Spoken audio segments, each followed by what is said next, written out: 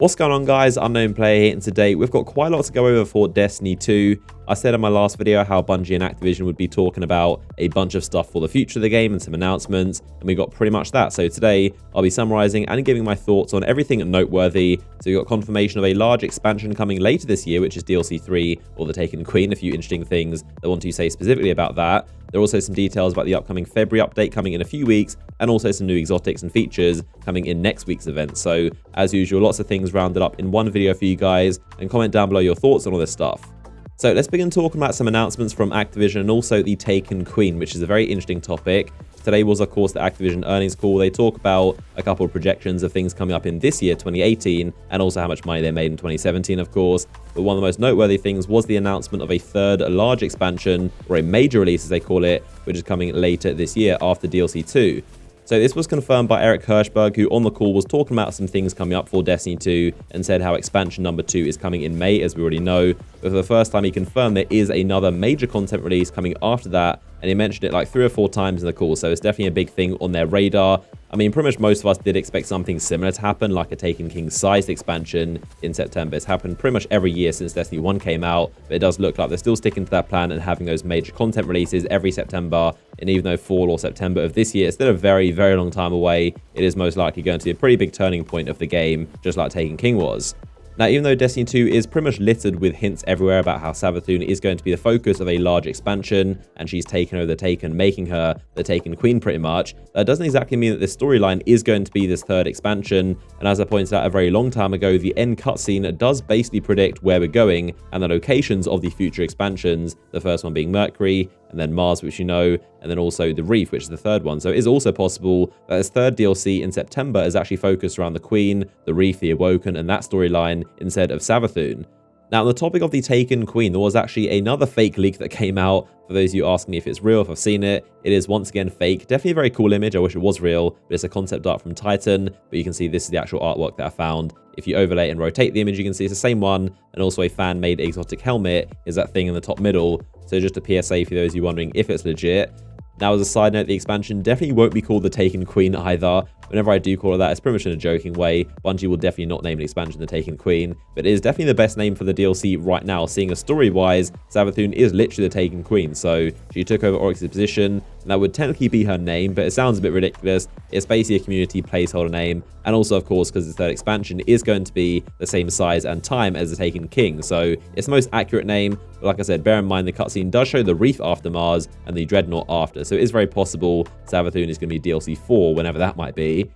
Now, in terms of other things said inside the call, there wasn't that much. They did talk a bit about how Destiny 2 is pretty much going under a lot of work right now, and Bungie are kind of developing it to make it to the community standards. They also talked a lot about money. They said, I think how they made like $7 billion last year. And also a pretty kind of scary but interesting fact, across all their games, they made more money off microtransactions than actual game sales, which I guess goes to show why they focus on them so much. They also announced that, as expected, Treyarch is developing this year's COD game, so not a massive surprise, we all pretty much knew that. But if you're a COD fan, that's definitely good news to you. And like I said, they made all of my favorite COD games, so I'm definitely interested to see what they do this year.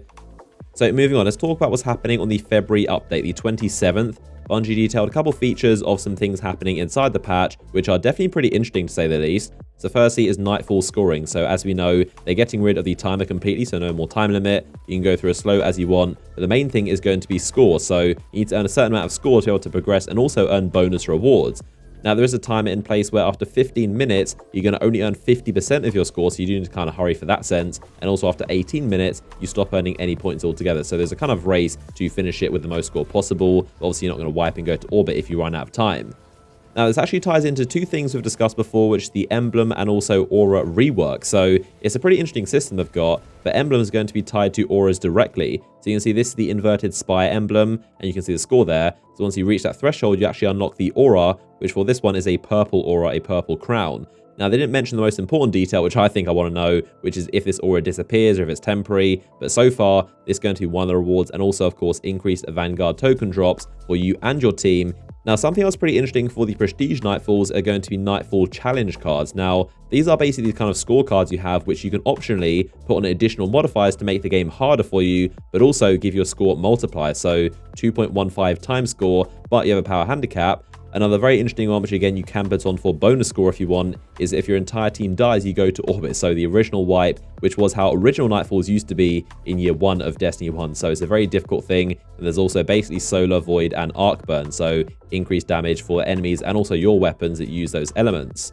Now, also inside these images, you can get a quick preview of a few of the Crimson Days items and also an exotic item, being the Sparrow. You can see that on the left there. We'll talk about that in a second. There's also the shaders you can see he's wearing. He's also got the ornament for the Sweet Business out, the one that turns it black or carbon fiber. That's another one of those exotic ornaments coming next week. But I'm pretty impressed with these Nightfall changes. They're looking quite good. I do wish they were also applied to Heroic Strikes as well. We have to wait until I think March for those. But so far, these are changes to Nightfalls. Now, in terms of the changes to raids, this is where things get even more interesting and pretty confusing, but it is a very, very strange system. So this is actually why the Prestige version of the Eater of Worlds raid layer is being delayed, because all Prestige raids are getting this overhaul. So they said going forward, all raids are going to have the normal mode active at all times, and each week, one raid or raid layer is going to have a curated loadout mode, which is the replacement for Prestige. So for these, you're actually going to have to use a fixed loadout of what Bungie wants you to use, and there's also going to be a modifier that ties into those weapons. So these are examples. Week 1, for example, is going to be Eater of Worlds, and the modifier is called Marksman. Precision damage is increased, and when you land a precision shot, it's going to grant 1 bullet back to the magazine, so you can almost infinitely fire as long as you're getting headshots. They're also going to give you the set loadout of a hand cannon, scout rifle, and a linear fusion, so you have to use one of those weapons. They're not going to give you those weapons, but you have to go and find one. And I guess when everyone in the fire team's loadout matches the criteria, you can then start the raid, which is pretty interesting. Another example is Gladiator. So melee damage is increased and melee kills grant bonus super energy. The loadout is a sidearm, a submachine gun, and shotgun, so obviously very close quarters. And another example is where the modifier is called Conduit. Each kill you get before reloading or swapping weapons gives you increasingly more ability energy. And the loadout would be an auto rifle, risk runner, and grenade launcher. So in some situations, you will have to use a specific weapon.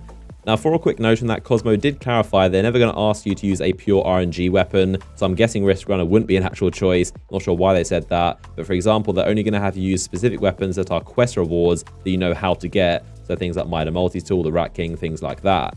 So I actually really like the sounds of this simply because it's thinking outside the box and taking a bit of a risk. It's not just the same thing we've seen from Destiny 1 or a safe option. It's something we've never seen before inside Destiny, so it's definitely a very unique idea. They did say how they could have just pushed out the Prestige mode of Eater of Worlds and it would have been basically the same thing as always expected, but they wanted to do something new, something more interesting, and this is that. The only downside is that we have to wait until May to get these, so definitely going to be a long wait, but that is what's happening with the raid changes.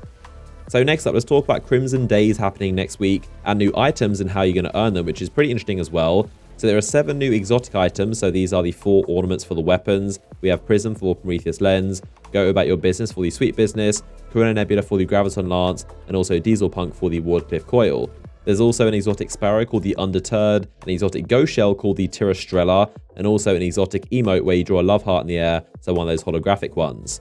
So obviously this is the loot pool inside the Crimson Engrams. That is where you earn this stuff, or at least some of it. But the most interesting thing by far is that you cannot buy these engrams at all. That's right. You cannot buy these with real money. They're not available inside Eververse. You have to earn them in-game through either leveling up or also completing Crimson Doubles matches.